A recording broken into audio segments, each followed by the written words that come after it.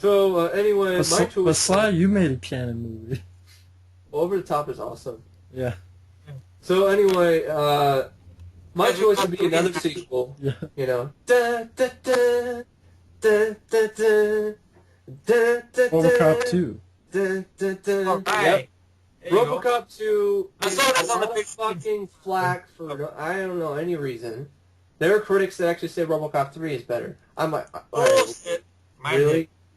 They say Robocop 3 is more true to the spirit of the original movie. It's like, what? Are you smoking? Yeah, Retardo Cop is more true to the spirit of the first film. Jesus. Amazing. So, great. I think it's a great action. I think it's a good action movie. I don't think it's too long. It's the last time we see Peter Weller as Robocop. So. Last time we see Peter Weller's Robocop. Yeah. Good villain. Tom Noonan's a good Tom guy. Noonan was good. Kane. Very creepy. Great climax. Behave yourselves. Yeah. You know. I like the whole drug subplot. The whole fact they had a kid named Hob who was a drug dealer. You know, that was ballsy. I don't think that's why. I think that's why they don't like the tone. They don't like the tone. They have this kid. It's the same thing with Kick-Ass. How they picked on It's the same bullshit. Yeah, Roger Ebert probably hated Robocop too. Well, I got news for you, Roger Ebert. I'm not going to take your opinion seriously ever again since you like Speed 2. Anybody who likes Speed 2 has paid to do reviews. I ain't taking you seriously ever again. And even though I like Sudden Death, but he took that over the first Die Hard. Yeah. But Robocop 2 is a good one. Yeah, what is good I saw this on the big screen. It moves at a good pace. It still has the satire from the original. It has the satire there. It still has the R-rated for the last time. Mm-hmm. Yeah. Good chasing with the whole thing with the motorcycle and the van. Mm-hmm. Irving Kershner, who's no longer with us. Rest in peace. Yeah. Great job directing. Mm-hmm. Actually, the backstory behind it is very interesting because the Frank Miller wrote a screenplay and he got pissed off. Edward Neumeier, they wanted to come back for a second. Yeah. But they told Orion, they said, look, give us some time, let the juices flow a little bit, because we're going to get Total Recall off the ground, and then we'll come back. We'll do it. But Orion, because Robocop was such a mega hit. Because Orion is stupid. Orion made a lot of bad choices, and that's why they're not around anymore. Yeah. Because they were they were the dumbasses who thought a Dark Half video game would sell. Yeah, somebody's gonna play that game. Really? It was not it wasn't finished, but that's money spent on a Dark Half video game. Well, somebody was smoking bongs when they came with those ideas, but I don't know. But you get to be Timothy Hutton. So that's what happened. They wanted to come back, Mm-hmm. but Orion said, no, want to write it. They want to get the studio wanted to rush a sequel because RoboCop was all over the place. Yeah. Peter Weller dressed up in the suit. I don't know if it was him, but he dressed up in the suit at the Oscars. So you know there was a pop icon. There was an Ed 209 at the Oscars one year. Yeah. And I can't find that clip. I'm trying to find it, but I think the Oscar Guild never wants that to ever be seen again because it was a bad musical with Snow White with I think Valerie Bertinelli or some shit. I don't remember. Robocop 2, it's a fun movie. I don't see what the problem is with it. I mean, it's got a good pace, really good effects, stop motion wise anyway. Yeah. Someday I would love to see a good DVD for it though. Like tell all. I get Peter Weller. I mean, this DVD isn't. And stuff like that. Because that's a movie that. And it wasn't a flop. It made money. It made money. It did. Because if it didn't make no money, there'd be no RoboCop 3, which is sad. But. RoboCop 3, they rushed it again, and Peter Weller, I think, might have done it if it had a better script. Now, Peter Weller was looking for the exit because they didn't treat him good. They didn't treat him good, but also still, he probably might have done it good enough money and a good script. He's that type of guy. So, but originally, I guess they were going to do RoboCop 3, but he decided to make it Lunch. And Naked Lunch is a better choice. Yeah, no, I think he was very vocal on it. He lobbied for that role. And they go, but wait a minute, what about the Robocop 3? You can't do that, Peter. I want the role! I think Robocop 3, if it had a better script and if it was R-rated, it could have potentially saved Orion's ass. And it wouldn't have mattered if Robert John Burke was in it, because the script would have been more than just a pile of kitty shit. So, Robert John Burke was crap, but maybe if there was a better script, they didn't have robot fucking ninjas, and a pussy-whipped Robocop who gets his ass handed to him the whole movie and actually utters lines that just no human being should ever utter. So, anyway, Robocop 2 is a very, very, in my opinion, underrated sequel because it just, not a lot of people give it flack because of Hobb, and I just think it's a ballsy move, and I appreciate movies like that. That have the balls to actually do commentaries like that. What, you think there aren't kids who are hooked on drugs? There are. Yeah, there are. The whole thing about kids with guns and stuff. I mean, I'm from the city. That's true. And at that age, you know, when the Robocop 2 came out, yes, there were kids committing crimes, believe it or not. Yeah, they were gang initiating themselves in gangs. It was just people running around, fucking people up. Yeah. Yes. It's that they don't want to face that reality. You know, and they think, oh, this is just like, you remember Chloe Moritz, I keep bringing up again about how flack she called. Roger Ebert was always, dude, this is insulting, this is just wrong, and you know who got flack too? I think Danielle Harris for Last Boy Scout and stuff like that. Because the whole thing, I remember that's what Roger Ebert picked on the most with Gene Siskel. What a mouth that girl has, or whatever. Yeah, but Roger Ebert gave it thumbs up. Do you think all little girls are sweet? No. Really? Nice and everything nice. No. A lot of kids nowadays swear. I mean, come on. So fuck it. I guess you go, man. Oh, that's me? I thought it was you. Is it me? I thought... I don't know. No. Oh, maybe it's me. Go. Oops. I'll talk about one that you guys definitely know about. A film called Uncommon Valor. Yes. Loved it. I just saw it recently. Haven't uploaded my review yet. It should be up by the time this is edited, hopefully. Yeah. Because I'm looking for it. I can't find it. Maybe I hope you could upload it. Yeah, I found it. I'm gonna put it on my blog sometime. Beautiful film. I love this movie to death. One of my all-time favorite movies now. One of my all-time favorite war films. It's right up there. In fact, I like it better more than Platoon. And so do I. It's basically like a rescue film. Before Missing Action, before Rambo 2. Missing Action came out, yes. Before Rambo. I love the characters. I love the way it's as if you are basically with these guys. It's a really good direction, as if you're part of a team. You know, and you the guy who directed this, we should mention the guy who brought us First Blood. Ted Condon. The film he made right after First Blood. Exactly. Right after First Blood. Followed up First Red Blood. Brown doesn't yell too much in this one. One time. For good measure. For good measure. Because it's self-sacrifice. That's about But he's not like, you know... One of the best casts. Right. Or Tim. My favorite, Vandal Tex Cobb role, without a doubt. Same. Boy, you just opened a whole can of whoop-ass. I keep laughing when Matt did that voice edit for Raphael and used that voice. Or like the... just open a can of whoop-ass. Where he's all like, how you been? Blaster, my buddy. Or like, I talked to polar bears, I converse with paramecium, my fuck nuclear waste. Or like when Red Browns explain how explosions. Yeah. Well, today, boys and girls, I'm going to show you the 6 ways. Oh, you got Bounce and Betty blows their balls off. He goes over here. Just showing them in the. Then also. I like the whole thing where they're training and they put that thing around their neck. You know, you're dead. Oh, that's not Fred Ward's character. Yeah, folks. Yeah. Okay. I love that look on Tim Thomerson's face. He's like, Daddy, just like. I like when Red Brown. Oh shit, I'm dead. What the fuck? Shit. Then the trick they do to Gene Hackman's hilarious. Come on.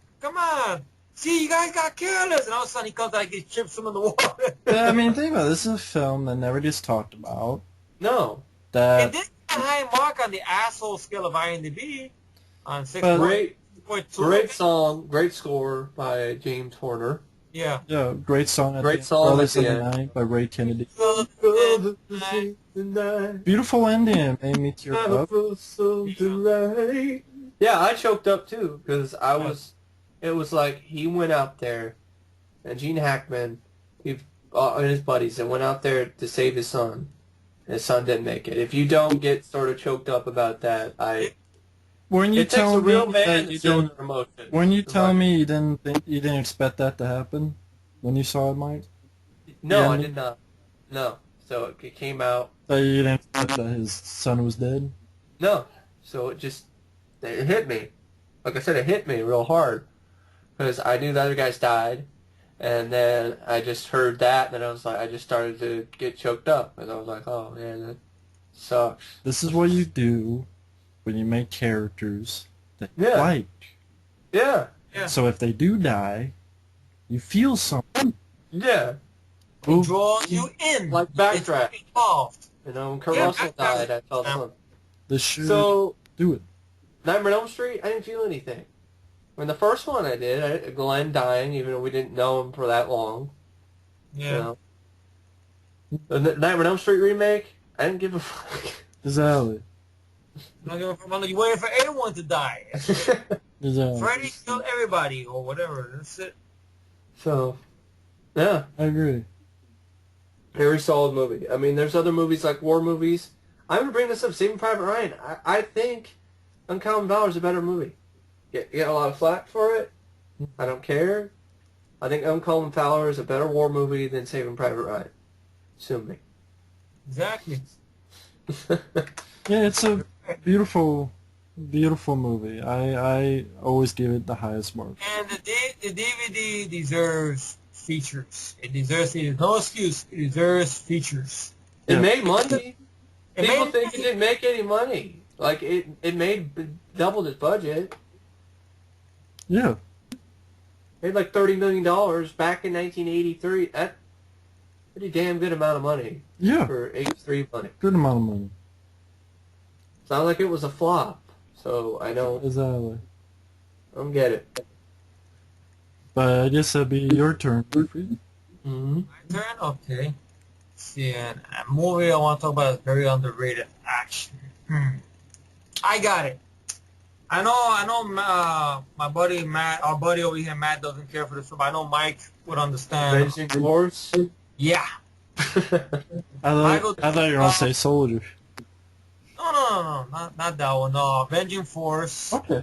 Directed by Sam Firstenberg. Who Very surprised by that one. I liked very it. good. It's a very different movie if you're coming off from watching American Ninja because It's a This bit is- harder. It's got a harder tone.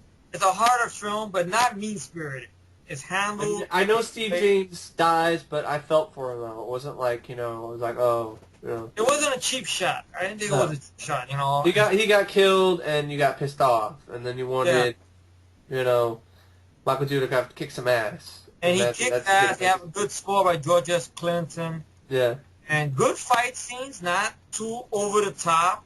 like American Ninja 4. Like Nobody's American wearing, Ninja 4. neon Arrow in his mouth yellow colors. and stuff. I liked the film. I always enjoyed it. And it's I like not the a thing- fights because I thought they were. I mean, they weren't as well choreographed as some fights I've seen, but they were more raw. They were a lot more raw. Yeah, it's like a brawl. And think about it. They filmed in an actual swamp. And that's Yeah. dangerous. Michael Dudikoff is there getting flipped around. That's Michael Dudikoff himself in the stunt. If you think about it, dangerous. Like, wow, somebody got impaled. Mm-hmm. And he's all bleeding, bloody up. G-Sticks, yeah. Yeah, and then he fucks them up. It's definitely, in my opinion, one of Michael Dudikoff's best films. I mean, he didn't have Look that up many Platoon great movies. Leader. How we do check out Platoon Leader because he's actually very good acting-wise in that movie as well. Platoon Leader. He flexed more the acting muscle. Here, he's a little bit more, I would say, because in American Ninja films, he's like a superhero in those films, which I love the American Ninja movies. Don't get me wrong, the first 3 movies. Not When the fourth he's in one, right? Or the fifth one, right? Even though not the fifth one, fuck that one or 4. First 3 movies, or he's in at least, but Annihilation is so disappointing he's looking at it, he's not really the star of the American Ninja films, in my opinion. I think Steve James is Yeah. the star of those films more, in my humble opinion. But here he shines, though. Here he shines. Even though I didn't like seeing Steve James get killed off, but it's understandable because it feeds the vengeance. Yeah. You know, and then when he's in the woods, the way it's shot with the rain and it's in the mud, and then when he gets into that fight, even though it's a silly fight, because you see the stand-in of Mike Stone Yeah. when he fights John P. Ryan. I admit the ending, you know, the way he kills the guy, I mean, it could have been a He little bit impales more. him on an African hunter statue. Could have been a little bit better. That's Yes, really sir. ridiculous. It sets up for a sequel, which never happens. I mean, Yeah. never not sequel based. It's like, if I don't find out, I'm gonna find out who the fifth man of the Pentangle is, and I'm gonna get it. Then I start. If you start, and so do I. Then it sets up a sequel, which never happens, which is sad. I would love to see him come back with that character more than American Ninja 4, at least, you know. But I want to bring out Avenging Force. I know Mike, thanks to me mentioning it, Yeah. did a good tribute to Fury of the Wild with a Hammerfall Mm-hmm. stuff. Everything. So, I know Matt's not a fan of the film. It's silent. Silent. Cool. It's just like, you know. All right. So, yeah. Mike. This one I grew up with. I love it, you know, despite its flaws. Navy SEALs. Good one. Despite the Clerks, you know, reference, ooh, Navy SEALs, you know, it's not really that bad of a movie. And it gets a lot of flack because of that Clerks reference. The best thing about the film, Charlie Sheen is not acting. And now I mean on a bad way. Think about it. Back in those days, he was the wild man. Back in those days, that was the start of him being the wild One man. of my favorite Michael Biehn movies, Lieutenant Correa. Yeah. Great cast of Navy SEAls. You got Bill Paxton as a sniper named God. It's funny about when I first saw that movie, I didn't recognize Bill Paxton. You even got the actor from the, you know, the With the mustache, insurance yeah. commercial. With the 50 You got caliber. the actor from the Yeah, insurance yeah. commercials. What's his name? The black guy who ends up dying. He's the actor same guy who's in the insurance commercials, you know.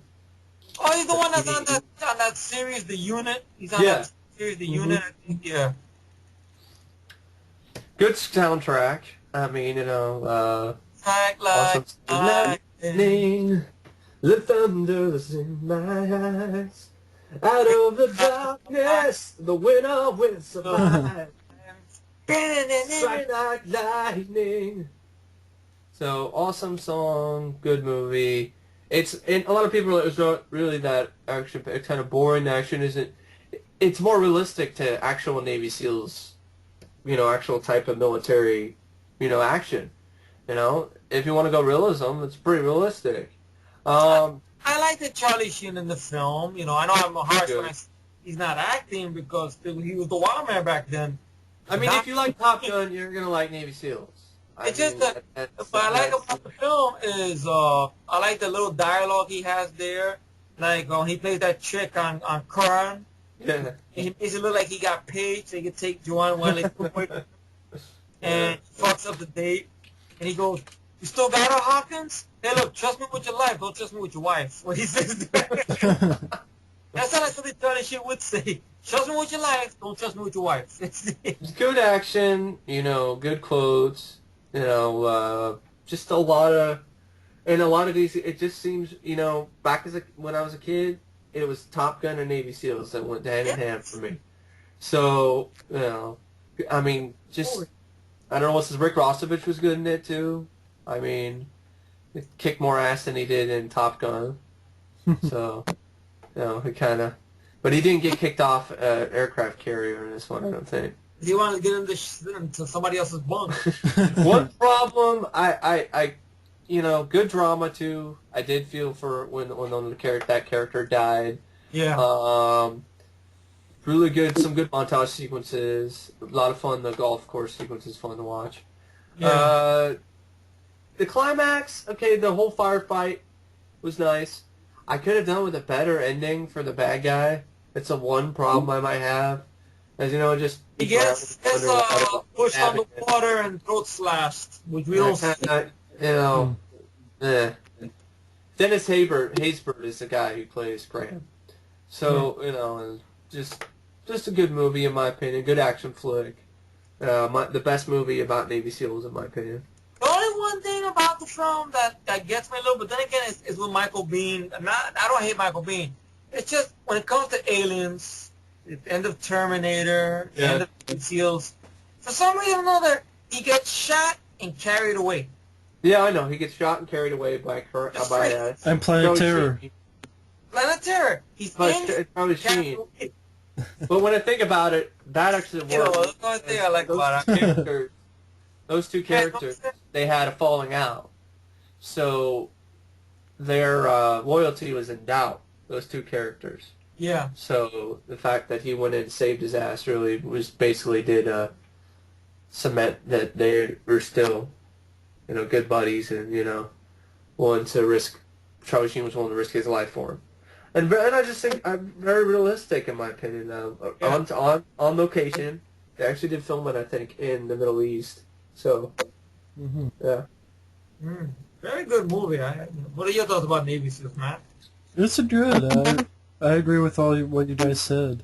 It's not a bad movie at all. Okay. Fun flick.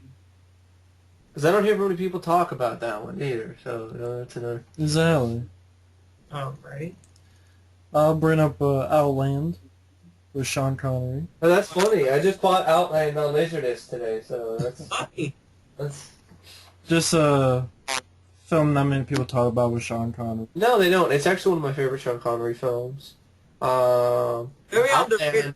Yeah. It's basically like High Noon in Space. It is. And it's directed by Peter Hyams. I can say his name right now, Hyams, because he's not like his son, John Hyams. Peter Hyams. Peter Hyams got the skill.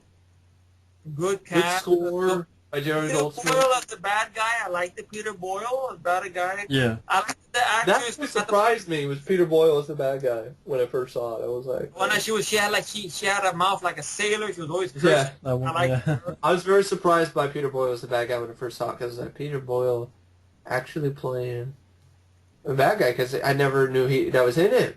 Because you know from like Young Frankenstein and you know. Yeah, and Johnny Dangerously. Yeah, you didn't know him as the bad guy. So, yeah.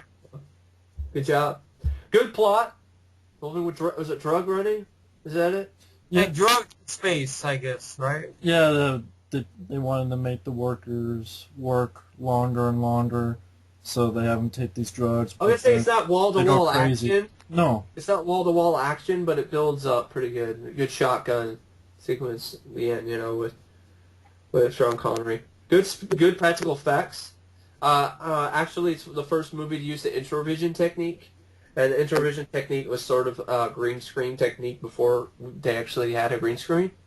So that's when you saw all those the planets and stuff. I only know that because of the special effects book I got. So. But yeah, I was always entertained by it. Yeah, it's a good Western in space. One of the best sci-fi action movies out there. Yeah. Yeah, very underrated, definitely. Very good. I agree. Nobody really talked about Outland. Jerry Goldsmith's score, right? Yeah. Yeah, great score. It really isn't. I mean, there's not a great DVD for it either. No. Yeah. Is it even in widescreen? I don't think so. Yeah, I don't even think it's even in widescreen. So you know, No. kind of. It didn't make that much when it came out. Maybe that's why the movie Outland. Yeah, but it needs more respect. Yeah, I definitely agree with that one. Solid film. Exactly. Outland. I guess I'll throw this one out there. It has action moments to it, even though I think it's more of a thriller. A lot of people hate on this. I don't know why. I watched it again. I still don't know what the problem with the film is. That is Bruce Willis in Rowdy Harrington's 1993 underrated flick, Striking Distance. Yeah, okay. I get it. Yeah, I mean, I've seen much worse thrillers than that. Basically, the whole thing is Bruce Willis is this cop, Tom Hardy, once again playing a cop, of Irish descent. I liked his role in this one though. Yes. Like John. Sarah Jessica Parker wasn't great, But she wasn't bad. She was in the middle. no, But I liked the support. I liked the Tom Sizemore way before he got cold. really good acting by the supporting cast for Robert the bad guys. So Pastorelli, I think it was Pastorelli, I think, right? Yeah. great sequences of suspense and action, in my opinion, with the boat chases and stuff are really well done. Dennis was very good. Yeah, It kept you involved. It really did. You were watching it and you were really interested in it. I mean, I was surprised when I saw it too because I heard a lot of crap about it. So I'm watching it. I'm like, I'm really captivated by this. It's a good plot. I don't know what it is. I don't know. Maybe it's because people were complaining about the way the plot was looking, because it looks like at some point that Bruce Willis' character might have been a suspect. I'm happy they didn't go that route. I'm fine with that. Backdraft sort of played that too, but yeah, you know, in the same sort of vein, they did it the right way. So, and I like that because that's doing something different. I like the fact that the director or screenwriter comes up with something like that to take you off track. So then you're already invested in the movie because you're like, is it really him? Is it? Yeah. Wow. And then you find out it's not, and then you're relieved, and then you don't talk about it anymore unless you're nitpicking and want to be an a-hole about it. But yeah. Yeah. I even like that scene or whatever when the killer kills everybody, and he has that song, little bit. Yeah.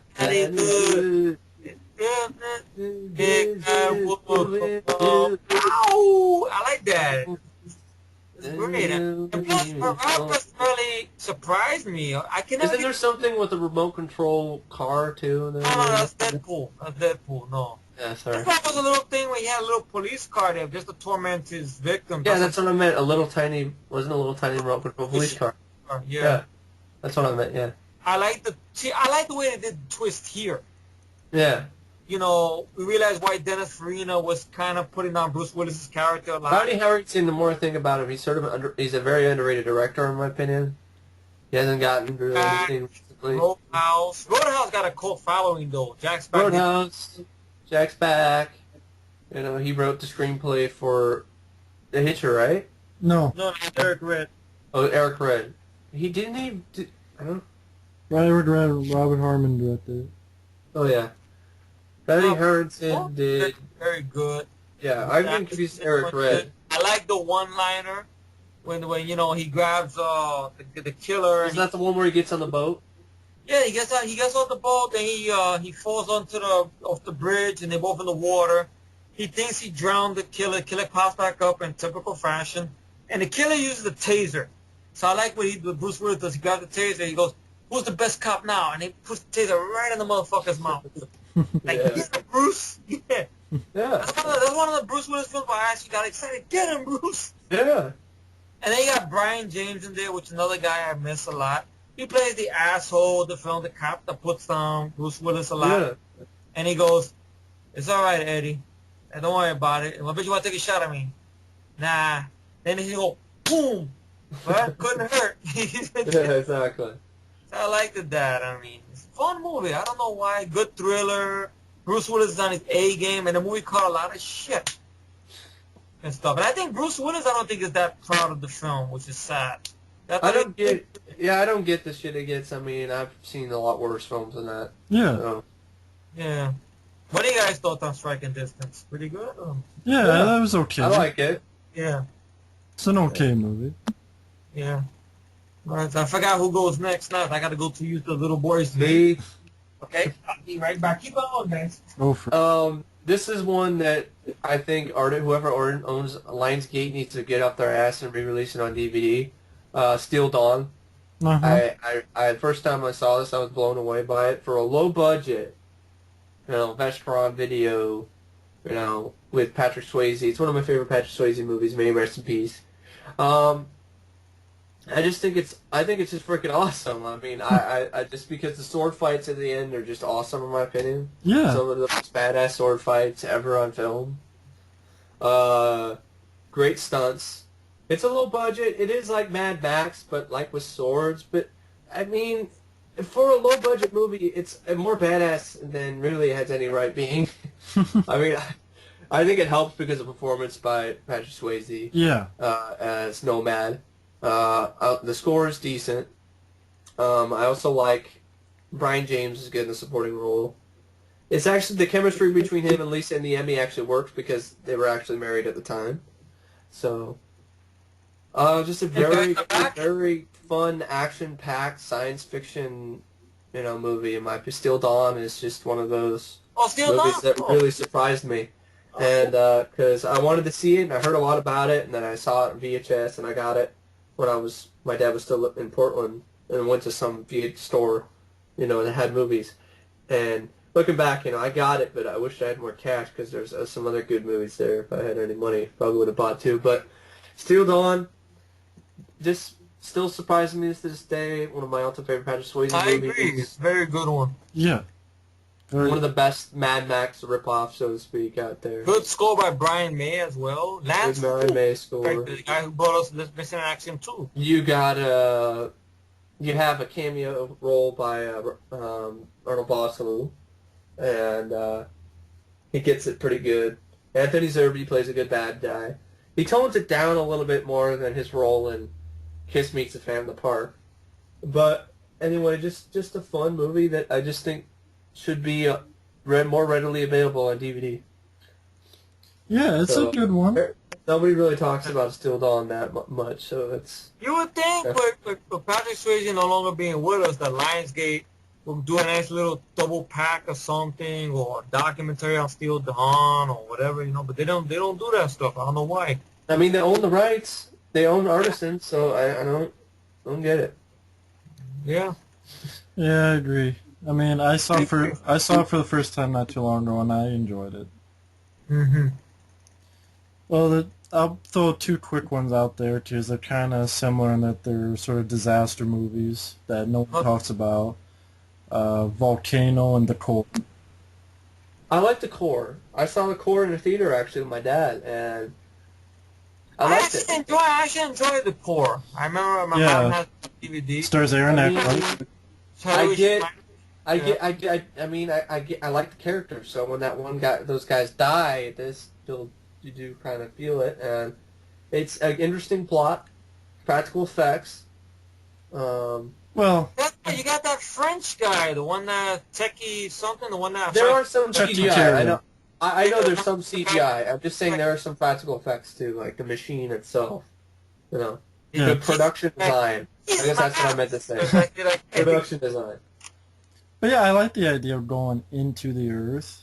Good suspense. You don't see that a lot nowadays. It's always out. When the birds freak out and start falling out of the sky, it's pretty creepy. Yeah. And then when the bridge breaks, that was cool. Yeah, I like going inside the core of the Earth. I thought they had some good visuals and special... And the opening is awesome. And that's the movie that opens with the space shuttle landing, right?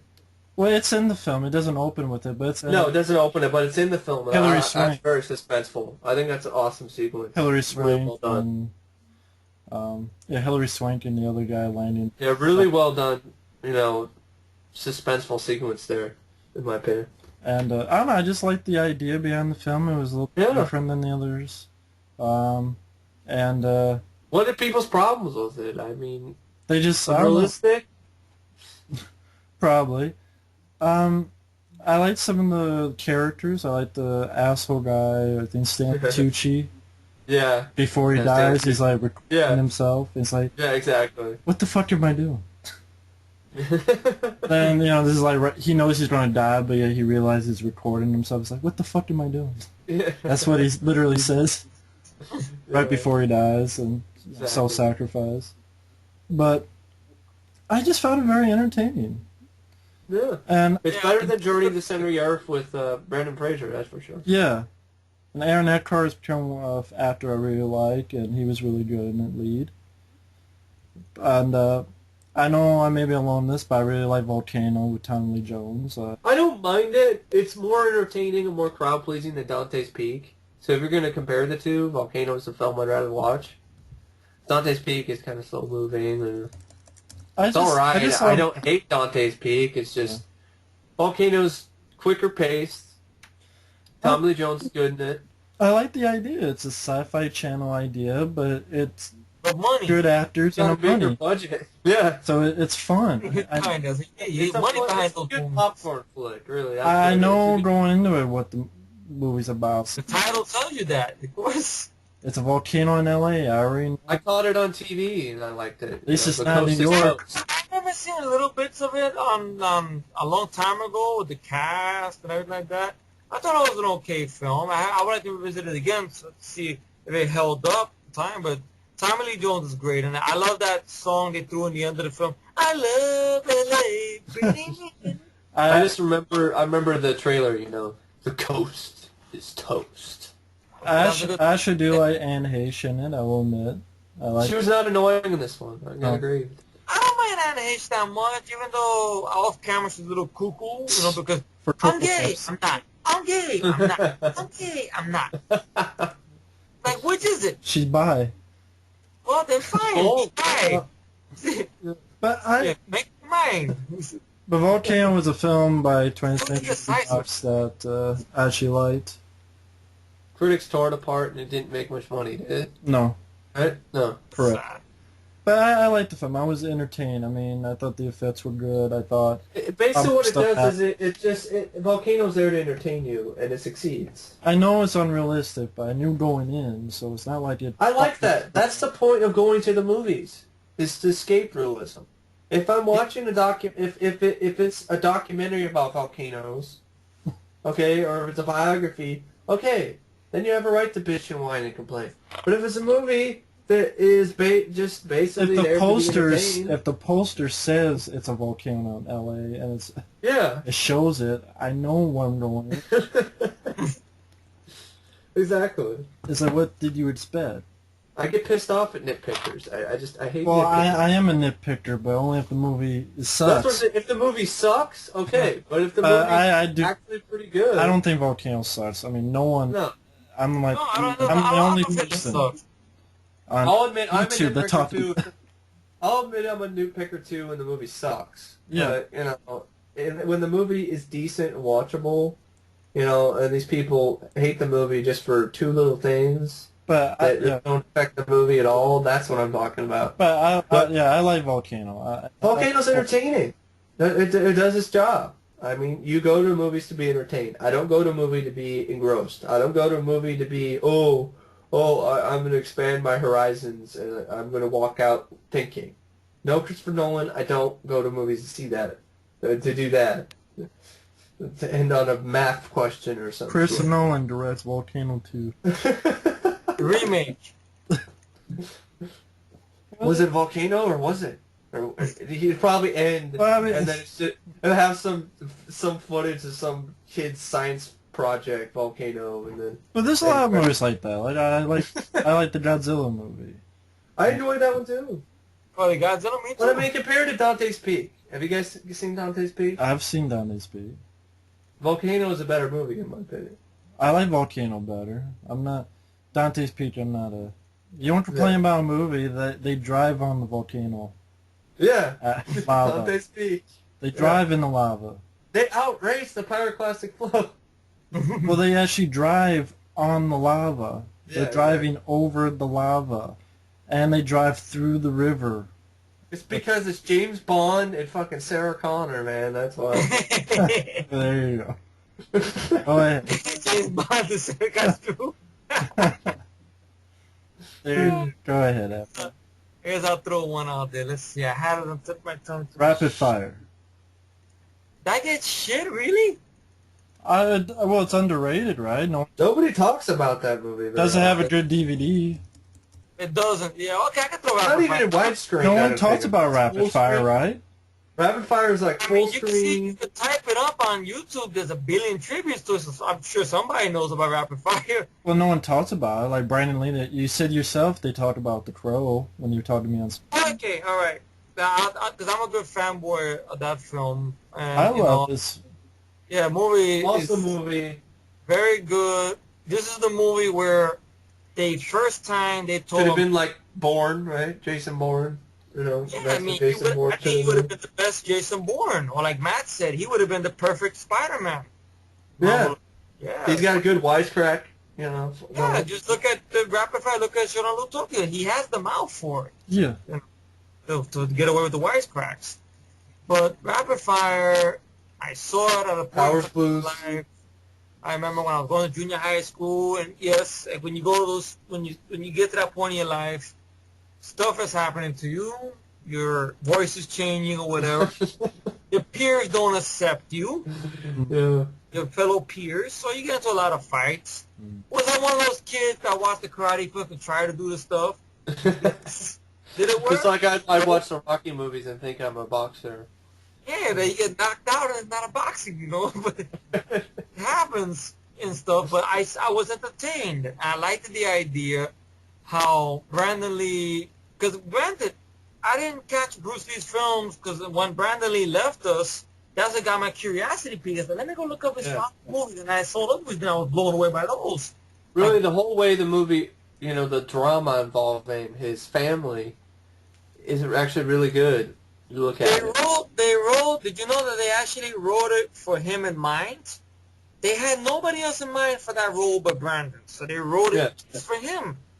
That's why they threw a little thing in there about, you know, about his father, not his father literally, but the character's father and stuff, and about him being killed for cause and stuff like that. And I like the idea, the backstory behind the film, how he hurt his foot kicking through a door, and his toe swelled up like the size of a grapefruit. But it's not on the DVD. DVD is sad. They have nothing for that movie at all, and that's sad. DVD, it's not even... It wasn't a flop. It didn't, like, bomb at the box office. It made money. It made money. So then what happened was, right, he talks about it, that, look, it's bad enough you're doing a scene like that and you're intimate with somebody you're not normally intimate with.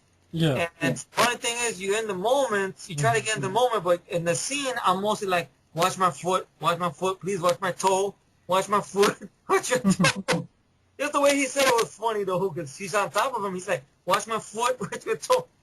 You know, so, and everything. I really missed the guy. I took it hard when he was taken from us and everything like that. And actually, I rented the film. It didn't come on cable yet. And I remember he left us in April. And on May, the next month after, for my birthday, my mom knew I loved the film so much. She rented it for me, and I watched it again and again. Very good movie. I never get tired of watching it. Good action, great fight scenes. You can see enthusiastic about it because now they gave him control to do his own fight choreography. Yeah. So you see the potential, the this and that. That's why I can understand. I mean, I love The Crow. I love this film too. I mean, I would say I like this one a little more because you see the action potential. The Crow is good because you see the acting, a little bit of the action as well. Yeah. But The Crow got a 2-disc. Now, you gave The Crow a 2-disc, and this film sort of has a fan base, believe it or not. I don't think I'm the only one. Well, The Crow is was through Dimension, right? Merrimack, Dimension. It helped put Miramax on the map. Yeah. So that's understandable. Fox is notorious for doing crap DVDs unless the movies are... Mega. I'm still surprised The Fly 2 got a 2-disc. They're just like, The Fly was good. We're giving The Fly a 2-disc. Predator 2 got a 2-disc. And you know Predator 2 didn't make no money. Did it make money? It's their fault. It's their fault because they're releasing it in Christmas. They picked a bad release date. But Rapid Fire, that was an August release. That was a summer movie. Yeah. It made some money. They probably got a lot of views on paid TV when they aired it a bunch of times on HBO and Cinemax and stuff. Did it make money? They should have. I don't have IMDb in front of me. I don't know the exact numbers they made, the figures. But, I mean, you could get at least a fan commentary. Hell, I would like to be in a fan commentary for that. But you can't do it. You got to do it legit. If you do it unofficially, like through YouTube, they'll take it down. Yeah. That'll be, to me, that'll be my wet dream come true. A fan commentary, a Rapid Fire, you know, with you guys together. But that's 20th Century Fuckface. Yeah. So, I remember that poor guy who tried to upload the movie on YouTube. 20th Century Fuckface kept taking down the parts and shit. But the movie deserves a 2-disc. It deserves to be in 5. I wouldn't It's an at least awesome a movie. commentary and a documentary. Because it's probably not going to get 2 days, but at least something. At least the I don't even know if it has a content. trailer. I don't even know if it has a trailer on the DVD. I think it's just the movie. Hey, I know in some of the trailers you could see it. There is scenes in the trailer that did not make the movie. Is it even white? It's even in white. Is it even in widescreen? You know that, right? No, I didn't know that. Yes, look at the trailer on I think on your Action Pack Cinema, Mike. I don't know if you still have it up there. Yeah, I do. The sequence there where it looks like he's in some military office or something, and it's very brief. You gotta pause it to catch it, and you can see that's not in the fucking movie. So I don't know, because I know James O'Barr in the commentary to Crow, he said he did see a work print of the Rapid Fire. That's how he wasn't too sure he wanted to get Brandon for Eric Draven, and Brandon beat out Johnny Depp and Brad Pitt. I couldn't see those two as Eric Draven. Yeah, and Brandon beat those guys out. Those guys were a little bit of the big. Johnny Depp would have been like, Holly, be like he is in the Pirates, or I'd be like Edward Scissorhands again. That's all. and Brad Pitt, I wouldn't trust him. He wasn't a big star then because he was in Cool World. I guess they figured, well, it would break him through, but Interview with the Vampire already did that for him. It made 14 million. How much was the budget? I don't know, but it made 14 million. Oh, but then there's no comparison on that. But it deserves some respect. The DVD at least gives something. I mean, you would think with all this Blu-ray shit happening now, they would do something with it. It's not going to happen because Fox probably doesn't give a crap about Rapid Fire. Besides that is... It is a great flick. It has a lot of good action fight scenes. with Al Leon. Al Leon, good fight. Yeah, very good. I never thought that guy could actually fight because every movie I saw him in, he was just the guy who'd get his ass handed to him real easily. Or he'd just be some henchman who gets shot by John McClane, or he'd be in Double Dragon. I didn't know this guy could actually fight. Yeah, I thought he was just the dumb henchman type. Powers Booth is in the film. He's very good as well. Good. Yeah. Like that. Good song at the end. Beautiful song by Hardline. I'll Be There. That's beautiful. Yes. Man, I can't find my way. The movie deserves features. I mean, it breaks my heart that, I love The Crow, but Rapid Fire should get some features as well. Hell, even showed on Little Tokyo. That should get some fucking features. Doesn't have a commentary at least? Yeah. There's nothing on that. I mean, it'd be nice if they one with Dolph and Mark Lester in the same room, Kerry Tagawa. I'm sure these three guys should have some interesting backstory behind the film. Or funny, or how about some good memories working with Brandon? Yeah. Like, was that really on the script, that thing he says to Dolph? The way Dolph's reaction is, I don't think that was in the script. I just think maybe they just did that on purpose to get a reaction out of Dolph. That sequence there. Well, gee, thanks. Exactly. Stuff like that. Or how about some funny backstory, a little bit? Yeah. Like Mark Lester especially, because I remember the Commando commentary, he had some good backstory behind Arnold. How Arnold didn't want to do that scene when he hung, when he grabbed David Patrick Kelly by the feet. He didn't want to do that. He told Mark Lester, "You crazy? I couldn't do that. You crazy?" So that's why he David Patrick. I could drop him. I could drop him. He could die. This is crazy. Stuff. No. And Mark Lester has a sense of I'd humor. rather impregnate women than lie about it. You have a stepchild. Just to love children. In the same room. And Kerry Tagawa, they could talk about the whole thing about how throughout this time he was playing the same type of character. Kerry Tagawa seemed like a guy who had a sense of humor as well. That's why he did Balls of Fury, because he knew he was in on the joke. Yeah. Yeah, both movies, Showdown and Rapid Fire are, some of randomly seminal films, He already did a few, so, for him to, he died too soon, but his early work, most of his work is actually really good. Yes. Which isn't the case for some actors nowadays, like Taylor Louder. Somebody should have ducked his ass. For real. Who that? Taylor who? Twilight guy. And Oh, Twilight. Louder. Oh. They should I remember Matt reviewed Rapid Fire. Matt said that Brandon Lee should have had all the opportunities that Jean-Claude Van Damme had. That Brandon Lee is way better than Van Damme. I agree. As much as I like Van Damme, if I Brandon Lee's a better actor, hands down. who was better, I would say Brandon's the better action guy and the better stuff. Somebody He's a would better say actor. fair, but that's the way I feel. Right.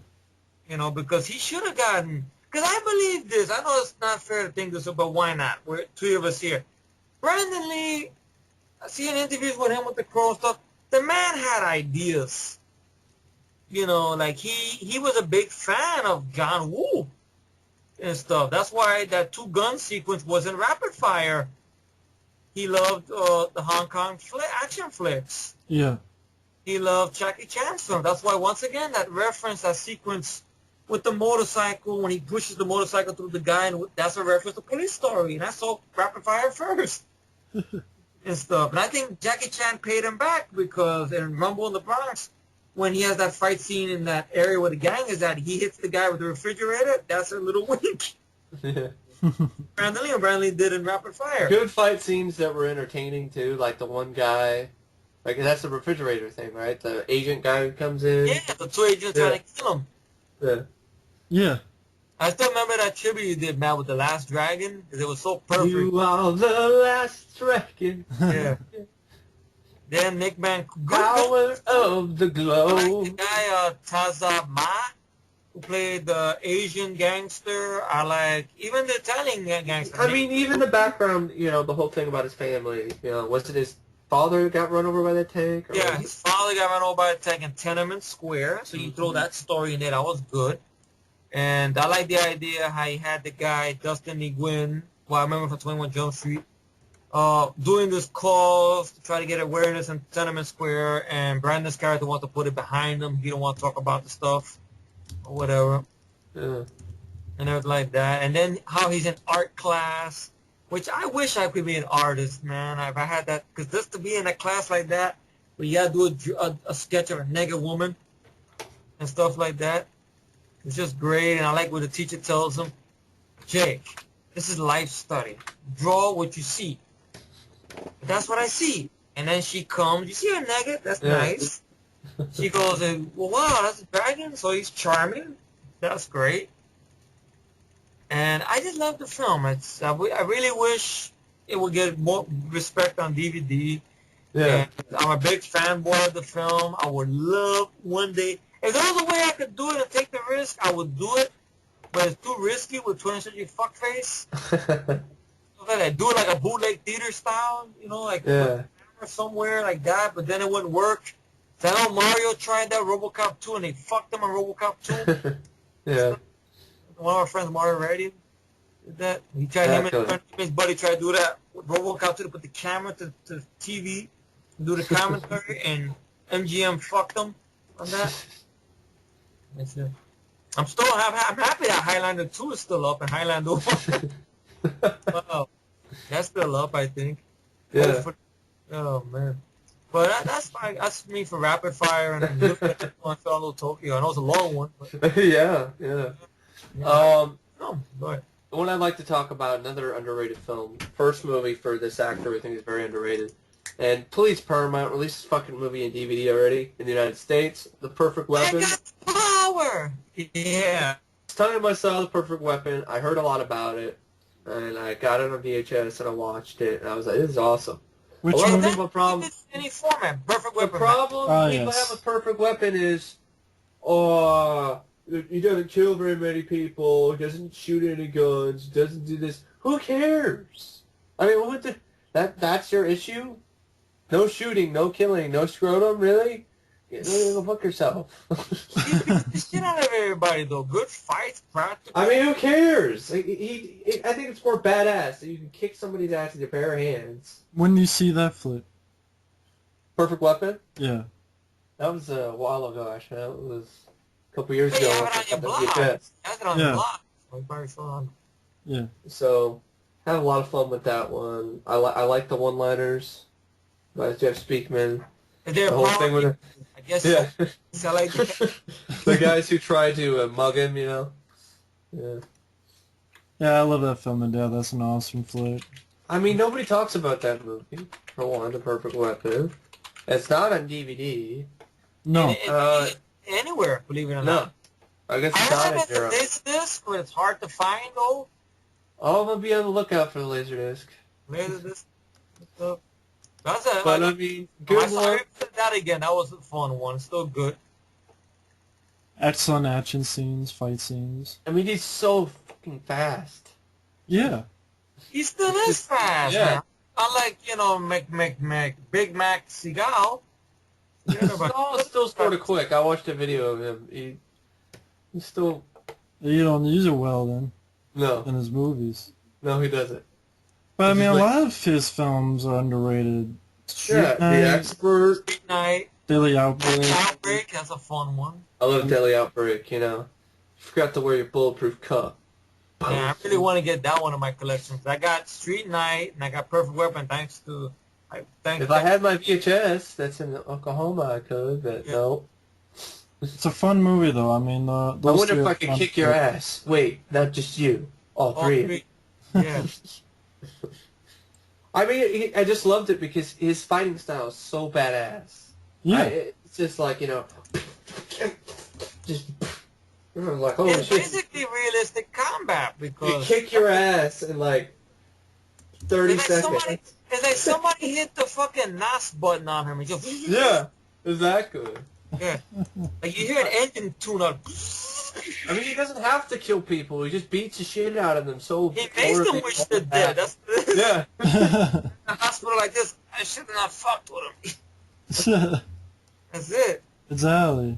Then you have wasn't the guy from Turtles? Wasn't he in this as the bad guy? No, that was James How was the Professor other guy? Professor from the Running Man. Toru Tanaka was in it. Yeah. From the Running Man. Professor Tanaka, yeah.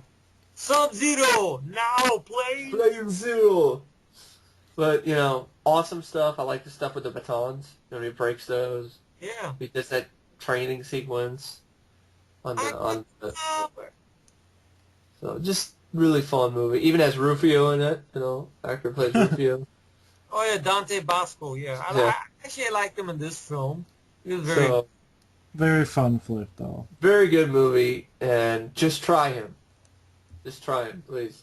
So definitely deserves a lot of respect. It's definitely underrated. A lot of Speakman's movies are, except for Memorial Day and Scorpio shit. directed by what's his name again? The guy who hates your guts, Worth right? Cheater, Little Boy's Pee-Pee Eater. Worth Cheater. Worth Cheater, Worthless- the purple people eater. People eater. Yeah. Little Boy's Pee-Pee Eater. I put that on there. That's disgusting. It's- God. I'm glad. But yeah, absolutely. I mean, I did a month of Just Beaming for a reason, folks. He's an underrated action star. Yes, no doubt. Did a good job with those videos too. But I want to the two Punisher films that matter. Yeah. Oh, yes. Dolph and Thomas Jane. Here's the Yes. problem. I mean, one with Dolph, like, we just do the skull. Well, he was going to have the skull, but, New World International went under. Maybe Marvel's like, I don't think we want... But I feel, Yeah. Sorry. but if he has it on that, to me, he's worthy of it because the body count is bigger. He's good Yeah, who fighter. cares if he doesn't have the skull? I mean, he phones ass. I mean, That's what I'm saying. The body count is bigger, and the only thing is that movie, there is a work print of the footage that's in great condition. Now, besides the alternate ending, which they can leave on the cutting room, I don't give a fuck about alternate ending. Okay, I want the opening, the original opening of the film, restored and put back in the film, because then that will make all the Punisher fanboys shut the fuck up when they say, oh, we don't get to see him become Frank Castle. Oh, we only see him playing like very like motionless. Put that original opening. Yeah. You see him as Frank Castle, how he is, how he's, with Louis Gossett Jr., how he gives him the pie, how they talk back Yeah. and forth with each other. Yeah. How you see him with his kids. That won't shut You know, up. That's what I'm saying. They won't show it up because they think Dolph Lundgren's a horrible actor. Yeah. He's not emotive. I think he was perfect for. What do you think the Punisher has to be acted by fucking Johnny Depp or some shit or Brad or Leonardo DiCaprio? No, they think it should be Ray Stevenson. Because he looks the part. That bullshit. He looks. Are you kidding me? He looks the part. I look at That's what fucking they the say, Punisher Ray comics. the part. He doesn't look the part. What the fucking But they're Punisher basing comic have I they're read? basing it on the Punisher Max. Oh, they're comic. basing it on the Max comics. Oh yeah, That's fuck fine. the Max comics. Just because they're brutal and gory. Well, they Effrey, really- you had a funny story on that. Oh, wow. That Punisher Warzone, you used to like it, and you're like, yeah, he Yeah. looked the part, and then you're talking about how you changed. I changed my mind on it because it just didn't draw me in because I was always walking. I think I mentioned this before a long time ago. I can't remember when I talked about it. I think when the Predator thing or whatever we talked about, Predator cast. Something about I remember what I said now. Shit. That's how when you get old, folks, you forget shit. I don't think he looks the part. I think he looks like a fat ass trying to be. He said he you know. lacked the ability. The ability to draw me in. He looks fat. The Punisher should You never don't look see him portly. basically with a T-shirt or nothing. Yeah, he just looks So, fat. they say, oh, he Fat got ass shape. wearing Where do I body see of- it? But Dolph Lundgren is a good fighter. He handles the action well. Great can buy one-liners. him. Luke Gossett Jr. is awesome. I love that. I got all these killings here, here, and here, and a whole bunch of these. All I got to show is this and a whole bunch of these. That's it. These. And then you have the whole thing where it's like, what do you call killing 100 people in 1 month and a month? Then, Work in progress. yeah, I think there was like 137. 137 people in 5 months. 5 years. 5 years. Work Work in in progress. Very, very I fun. like the fact it's ballsy because it's dealing with the mafia's kids. Yeah. They're dealing with putting kids in danger. It's talking about the Yakuza, which is different and cool because a lot of people.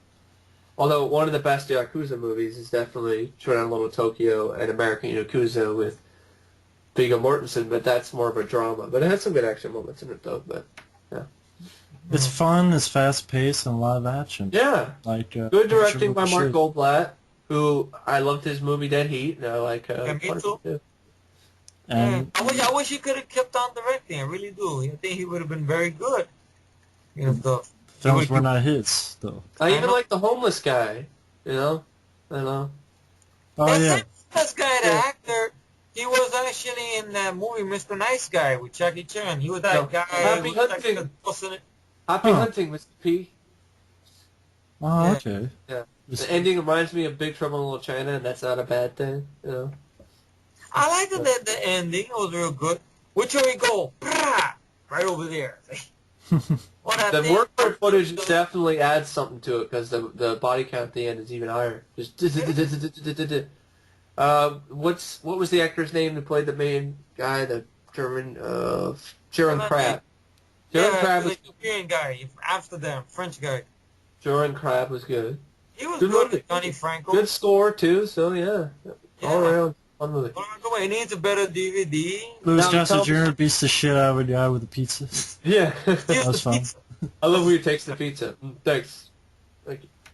It was a Awesome very movie. fun movie. Very fun. And the remake, the one with Thomas Jane, I think great. I saw it the first time I saw it. I really liked it. It's a bit long, I guess, but I don't have a problem with it. I think it's underrated because it gets so much flack from Punisher fans. He cries.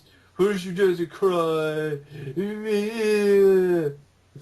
He spends too much time fucking with Howard Stern.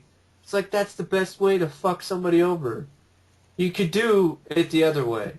But to psychologically mind fuck the guy, On You the know? commentary for that movie, when I had the other DVD, the original one, but I don't have to that make no him more. kill his own wife. There was Yeah, Jonathan yeah. Helsing, and he talked about, that how he got into some clashes with, I think, some people with Marvel at the time, regarding about, oh, wait a minute, you got him doing this setup, and then Jonathan Helson said, this is exact words he said. Well, he's called the Punisher, not the Executioner. Yeah. So the best way to punish someone is to be cerebral. Yeah. Sometimes. Now, granted, okay, I gotta give him credit for trying something new, alright? But I still would love to see a bigger body count, but that's not Thomas Jane's fault. Because they blame Thomas Jane for that. That's not his fault. Right. And I had a funny, good story how I saw this film and the big screen. I was on a date, right, with this girl I had met at work. The maniac chick? No. This Different is girl. Different girl. Different story. Different Stay focused. I met a girl, right? And what happened was we were going to spend the day together to hang out or whatever. We went to this restaurant close by there. We're going to go to the movie theater. So we're over there, we're eating, and out of nowhere her cock-blocking friend shows up and fucks up the whole date. You know, them talking, because she was Asian. They both were Asian, so they were talking a different language in front of me, so I felt rude. We felt it was rude. Yeah. So like, yeah, so get the picture there. So what happened was they were talking, they left me by myself a couple of times, and they go, oh, I want to go here, I want to go there. I go, what about the movie we're going to see? Do we have to see it? I said, who's we? Me and her are going out. Where are you coming from? And stuff. Well, I'll tell you what, why don't you ladies go do what you're going to do? I'm going to go to the movie.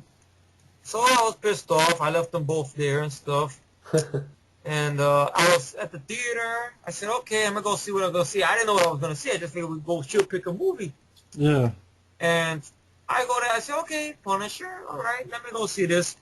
I see the trailer. I'm still pissed off. I wasn't paying too mind what the trailer was. I think there was Spider-Man 2 trailer. Like, fucking shit.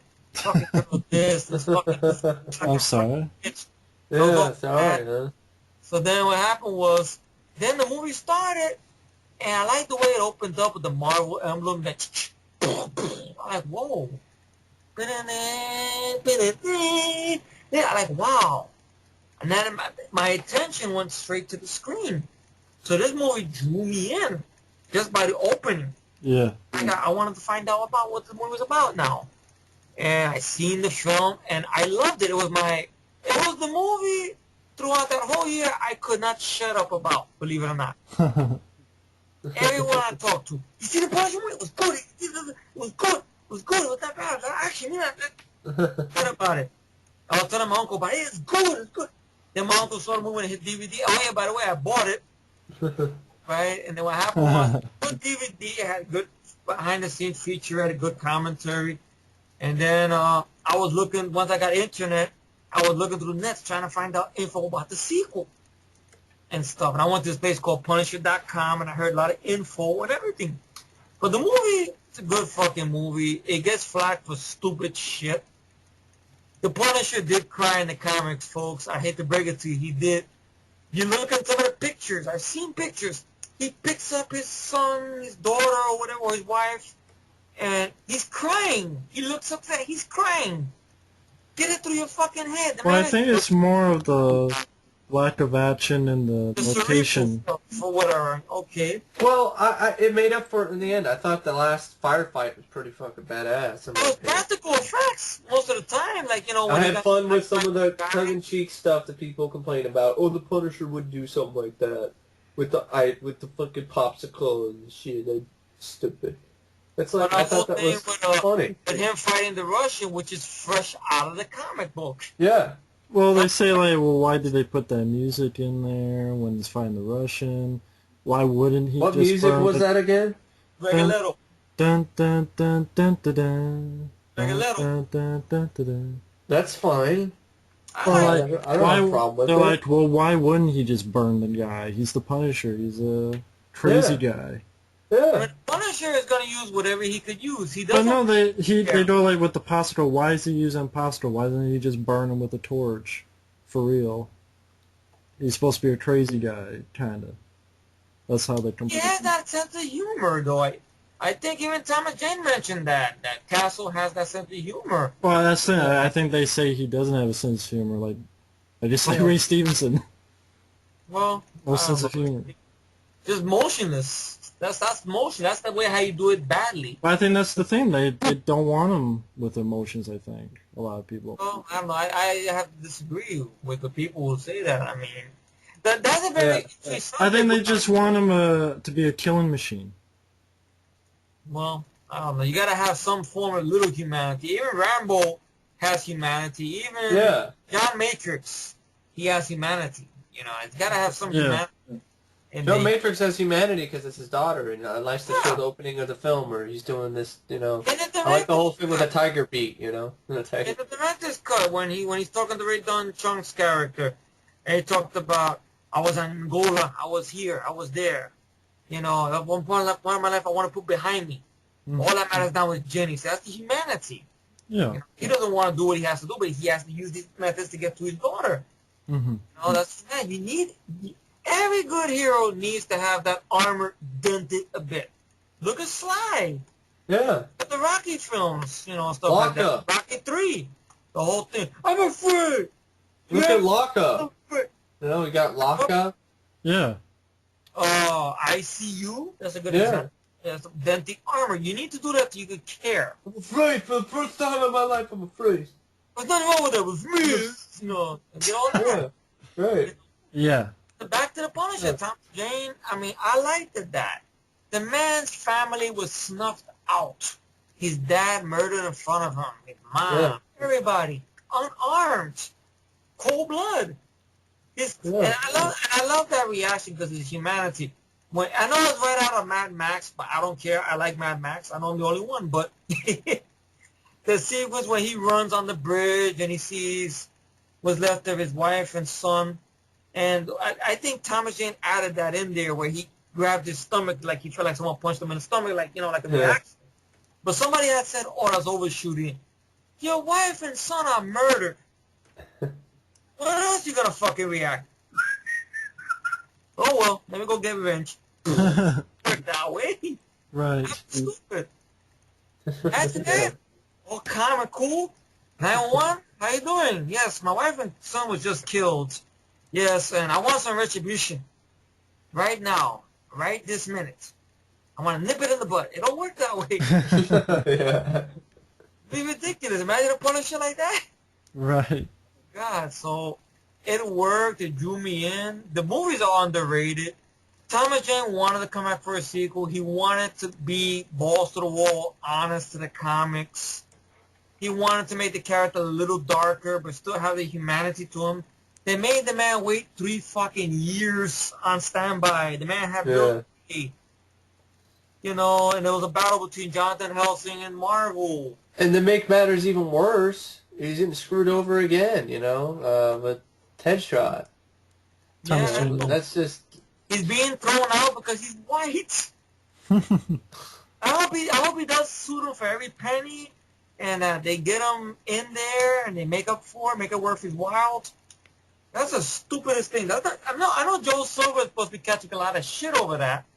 I hope Even so. by his peers, I'm like, what? They might be telling him, what the fuck is wrong with you? Yeah. Firing a guy because of this? What? I want to relive the 80s again. You can't have lightning strike twice, you dumb fuck. Just let the guy This is out. Jesus. Yeah. Oh, God. There's out. I hope Sly kicks his ass for that. Sly should say, look, you get Thomas back, I'm walking the fuck out of here. That's it. Walter Screw go, Expendables 2. I don't need this shit. that's it. There's out. I go, Not like I've done flops. Rambo and Expendables 2 have been pretty big. What have you done lately, Walter? No, it's Joel. What have you done lately, Joel Silver? 13 gross. Now, Sly, I produced Predators. That was back in the fucking 80s. What about now? I produced Ghost Ship. That sucked. Oh, God, but the movies are great. I mean, I agree with Matt 1000%. I mean, Mike, these movies, they don't deserve the flack they get.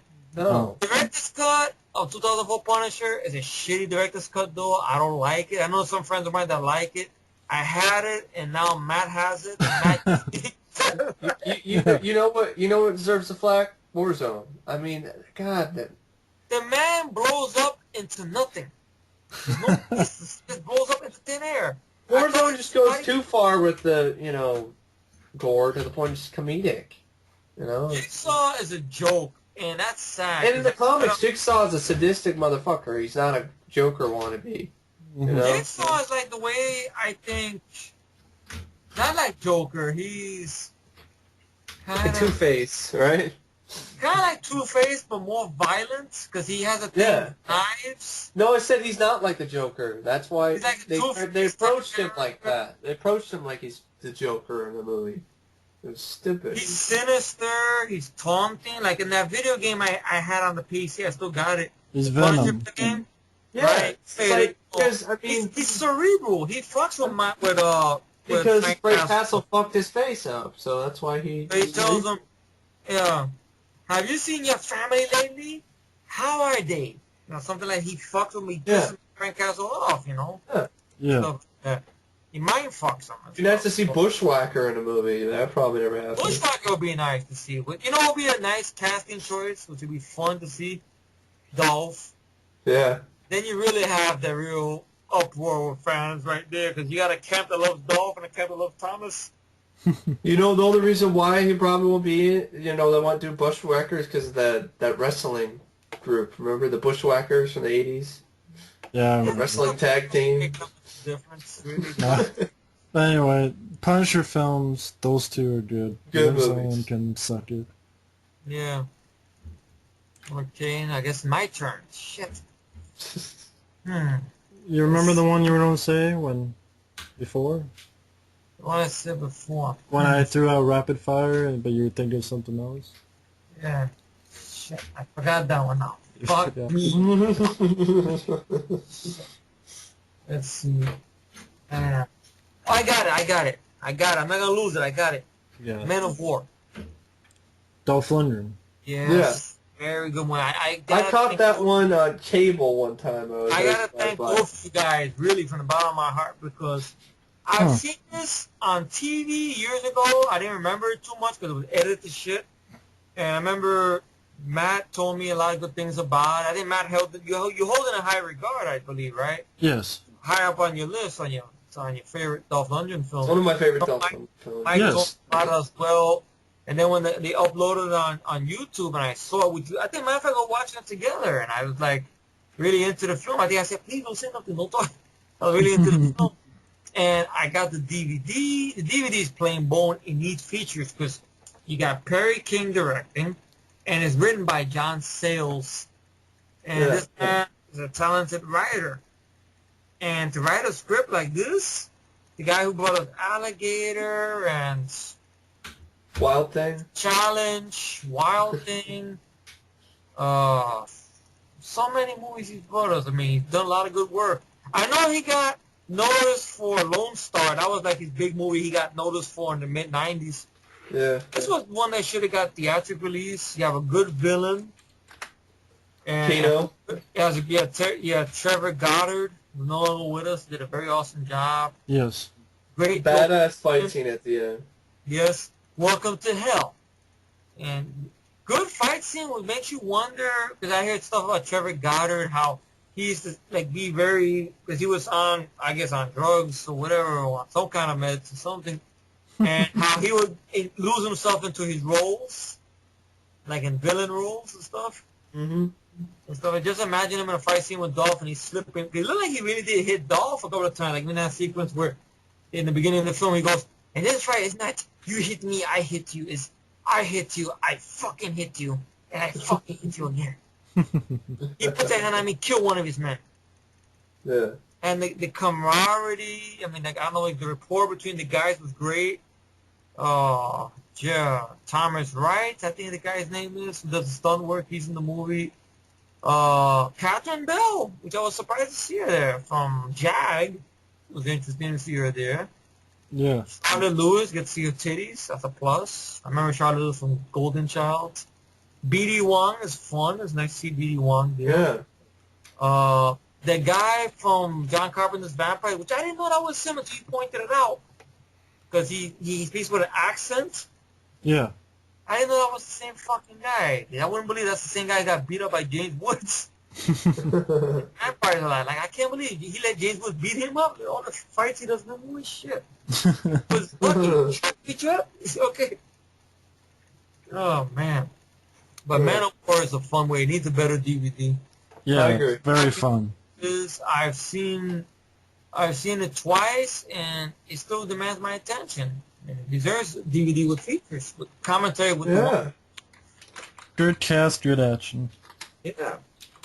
One of the best Dolph Lundgren movies, for sure. Yes. There's the rocket launcher and burns the guy behind him, and then tells the guy, you should sneak up on people. I like that. Is that... Very good role, man. Yeah. Believe it's Mike's turn now. Okay. Well, this is one that I don't know if you guys are fans of. Okay. Once again, in the same Navy SEALs vibe. I mean, this is a movie that either people call it a pile of shit, or some people think it's watchable. I think it's a good popcorn flick, like Volcano, Firebirds. Firebirds released in 1990. Touchstone Pictures. Basic Top Gun with helicopters. Nicolas Cage and Tommy Lee Jones, Sean Young, and I just have fun with it. I mean, I don't see why it gets flack. It gets a shitty rating. On IMDb. Like, if people consider it like, oh, this is awful, one of the worst movies of all time. And I'm like, really? Seriously? It's not that bad. No, it's not that bad. It gets a 4.3. I grew up with the film. I seen it when I was a kid. It gets a 4.3. I guess it's not bad. But, I mean, it's just, everyone talks about it as, like, one of the worst flicks out there in terms of action movies. Nobody talks about Firebirds. Just thought I'd talk about it because it does its thing like Volcano. It's entertaining. It's actually one of my favorite Nicolas Cage roles. Yeah. Prescott, I am the greatest. I am the greatest.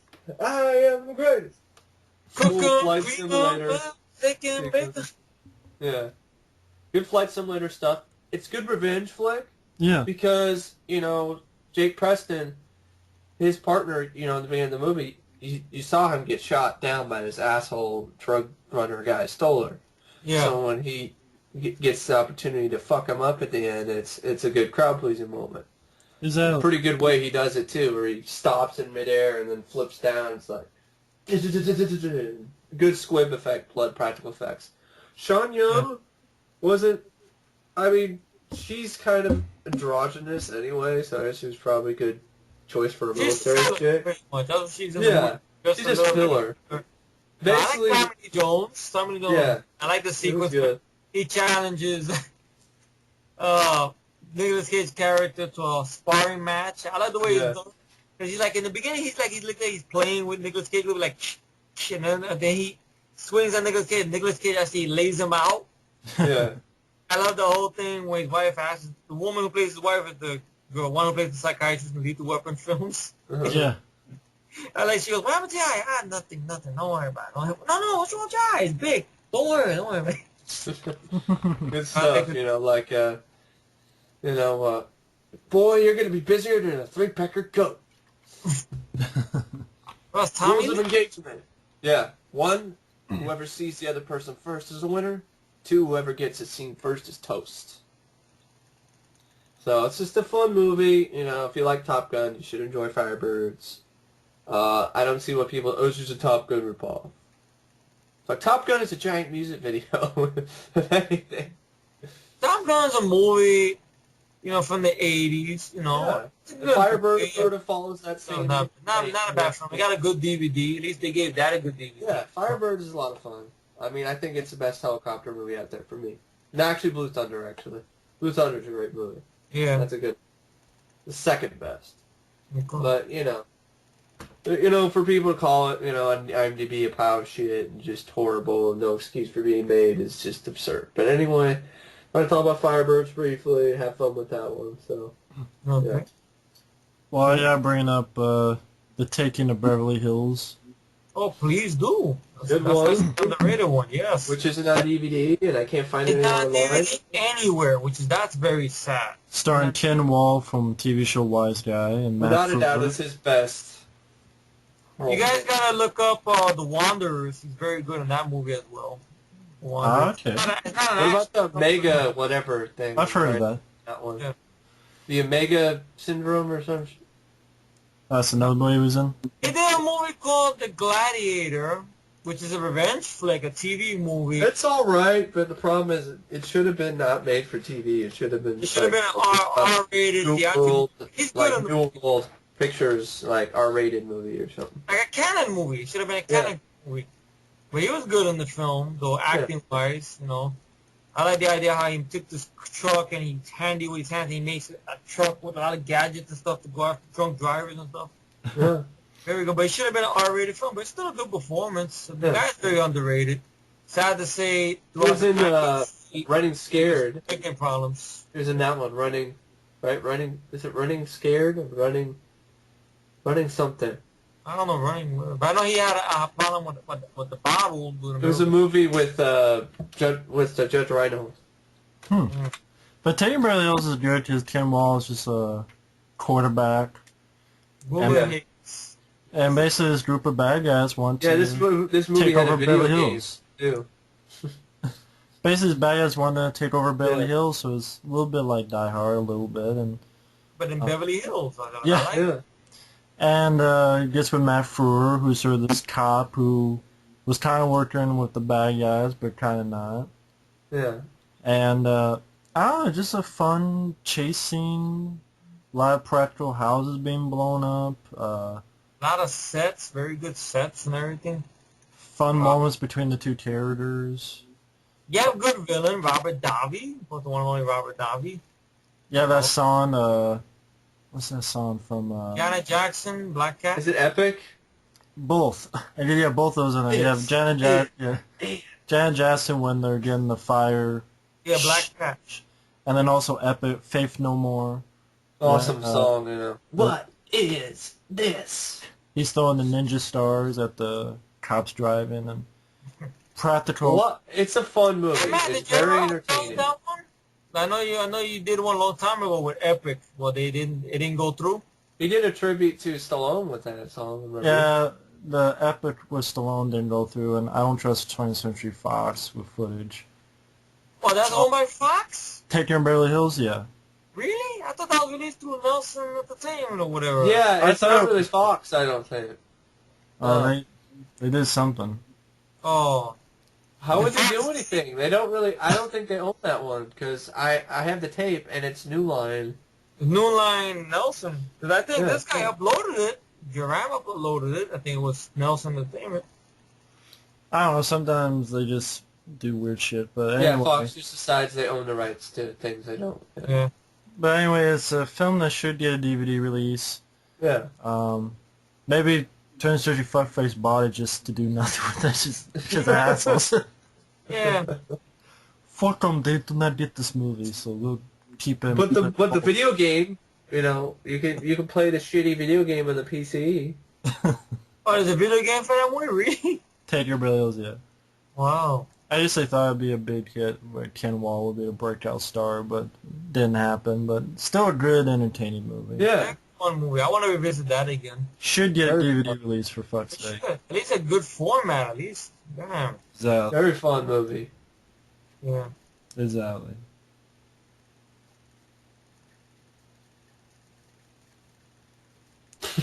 Dead Space. My turn. Shit. I got it. I saw the trailer for this again, and I have it in my collection. I'm probably going to watch it again tomorrow. Blood and Bone. That's Mike Jai White. This guy... I mean, Undisputed 2, I think, is better fight scenes, but, you know, that's... Well, because it's Isaac Ferentine directing, that's why. But this is still a good movie, though, because it's sort of a throwback to another film, movie called Lionheart, with Jean-Claude Van Damme. Lionheart! The Lionheart, the trailer lied and made it look like it's going to be a revenge film and stuff, but it's not a revenge film. That's what Lionheart did, but it's still a good movie. I still love Lionheart to death. But Blood and Bone is a fighting movie with a revenge in it. Yeah. And it works, and it has a good opening, and the fight scenes by Michael Jai White are great. Cameras on the fucking spot. Good martial artist. That's what I'm saying. If you're gonna do fucking, if Joel Silver wants to do that route with ethnic, why don't get Michael J. White? No, Michael J. White seems like these days, like I know He turned down the role in the Expendables, didn't he? he turned down. I don't know what was the story. He didn't want the audition or something. Yeah, he didn't want to audition. I don't know what the deal is. That's kind of lame, really. I mean, that's what I heard. Doesn't mean it's true, but... Yeah, that's true. It may not be true. I mean, like the whole rumor that went around about Danny Trejo joining the Expendables and all bullshit or whatever. Some nonsense. Because something about Danny Trejo, something about, oh, he wanted to get the Latino cast or some bullshit. I don't know. Fuck Danny Trejo. But anyway, Blood and Bone But shitty. is a very good movie, good fight scenes. Yes. And the man seems like a real funny guy. I mean, I've yet to see Blood and Bone. I've seen Undisputed 2, though, so... yeah, but check it out. look up the Blood and Bone. It's very good, especially if you get the DVD. It has good featurette on it. Not too savvy, but good. Very fun commentary track. Even the commentary he did for that parody movie Black Dynamite, I heard the commentary tonight, Mike, is hilarious. I can Matt can verify. Matt. I said Matt. And Matt. Yes. Thank you. You can verify that. My name is Matt. Yes. M-A-T. That's right. So that Blood and Bone is good. Revenge movie. Fun movie. Fun movie as well. You got your favorite guy in there, Dante Bosco in there from Perfect Weapon. Rufio. Yeah, Rufio you call him. Rufio! Rufio! Yeah. Yeah. He was also in he was in Fist of the North Star as well. Yeah. For some reason, he's always the second guy next to the martial artist. I guess maybe because, and they touch on that on the commentary, which is hilarious. Yeah, didn't you do this before? Yeah, that's why they cast me. Remember? Oh, that's what you see. Something like that. Yeah. And the director behind it, Ben Ramsey. These guys are fans of the old school martial arts film. The cinematographer they got worked with Bruce Lee and Chuck Norris on their fight movies. So he knows how to keep the camera like that in one spot. And Michael J. White said this, and Ben Ramsey said this. When you have a fight movie, let the martial artist do the fight. Show what he could do. Yeah. That's exactly what he said, right? Show what he could do. And I meant like show what he could do, which nobody does. Exactly. Sad, so that's why I said that movie's underrated. I don't know what marks it has on IMDb or whatever, but I feel it's underrated film, and it's good direct-to-DVD movie. Very good. Direct-to-DVD, which is sad, though. It should have got a theatrical release. And It's better than fighting. It is. And Ben Ramsey said, my cast, because a lot of people they got were professional fighters. Them versus the Expendables. Yeah. I mean, against fighting is such a piece of crap. I mean, I don't buy Channing Tatum kicking anybody's ass. Really? Never back down. Shit. Get him fuck up Sean Ferris. And didn't he kick some guy? Didn't he beat some guy by just running out of the way, and the guy ran into a fucking fountain and knocked himself out? I mean, that's just... No, he tripped over his dick. Oh man, but very, very Blood and Bone, very good. Okay. It should have got a bigger release. If anyone wants to wash the taste out of the mouth from fighting or Never Back Down, check out Blood and Bone. Blood and Bone, good. Or Undisputed 2. Yeah. That's a good one, too. Undisputed 2 is another one. That's where I like that. So... If you want to see Michael J. White in the comedic light, but still has some good fight scenes in it, with a funny commentary, Dynamite! Dynamite! Black Dynamite, please. Is it better than Undercover Brother? Way better. Way better. Way better than Austin Powers. I'll put that out there. Fuck it if people get mad. Good take on blaxploitation films. Yeah. Okay. And a very fun commentary track with the guys. Exactly. All right. Yeah, they know what they made. This is funny about it. Okay. Your turn, Mike. The movie that actually proves that Albert Pyun can actually make a good movie if he wants to, Nemesis. My opinion, hands down, his best movie. I don't think there's any other competition. Remember, we haven't seen a director's cut yet, so we don't know what it is. Remember at that. We said the same thing about Cyborg, and look what happened. It's my all-time favorite Oliver Gruner movie. Olivier Gruner, or whatever the hell you want to call his name. Oliver Gruner. Oliver Gruner. I thought it says Olivier. Well, it's the way he pronounces it, though. It's, You can pronounce it either way. Fuck it. Yeah. It's like I think it's Jake. an underrated movie. I've heard people talk about Nemesis. It Underworld. needs to be on DVD. Like, yeah, Underworld rips off action sequences from this movie. Yeah. You know, the sequence in Underworld, people are like, oh, it's awesome, shoots from the floor. Not original. The Nemesis. Some people pick on Nemesis the did whole first. stop-motion stuff, but it works, though. They had a low budget. They couldn't afford Well, the, yeah, you know... it works, though, the stop-motion. For a low-budget movie for Imperial Pictures, this movie kicks ass. I mean, it's action-packed.